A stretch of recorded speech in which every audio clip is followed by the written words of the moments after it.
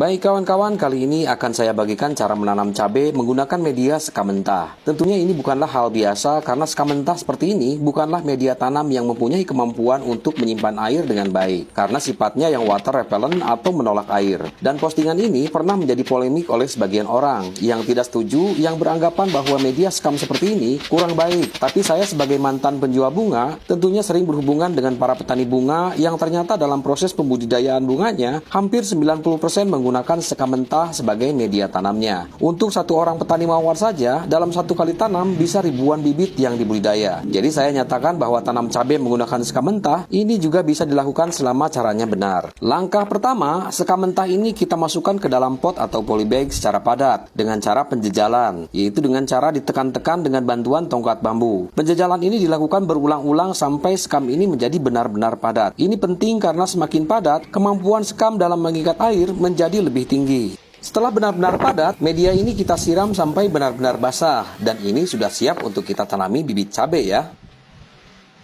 Bibit cabai yang sudah siap pindah tanam ini kita tanam sedikit agak dalam karena media sekam ini seiring waktu akan menyusut. Untuk menambah kepadatan, petani bunga biasanya menambahkan pupuk kandang berupa kotoran sapi dengan perbandingan 8:1 atau kadang-kadang lebih sedikit lagi. Penambahan pupuk kandang ini bertujuan untuk mempercepat sekam terfermentasi secara alami. Jadi di samping sebagai media, sekam ini akan terurai secara simultan memberikan tambahan nutrisi untuk tanaman. Tapi di sini saya uji coba murni hanya menggunakan sekam mentah saja. Karena kita akan menguji coba pupuk organik cair yang mengandung mikroba pembenah tanah. Sebelum menambahkan pupuk pembenah tanah, tanaman cabai ini kita siram lagi dengan bantuan gembor agar sekam menjadi rapi dan kuat.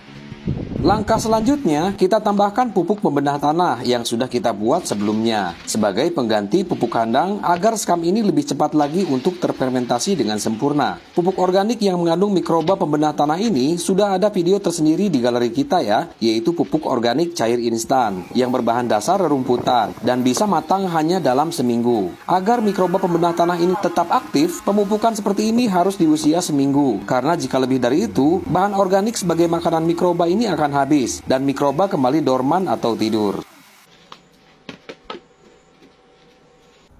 Setelah tanaman cabai akan masuk ke masa berbunga, pupuk organik cair instan ini saya ganti dengan pupuk organik cair yang memang dikhususkan untuk tanaman cabai, agar bunga yang dihasilkan tidak rontok dan berhasil menjadi buah.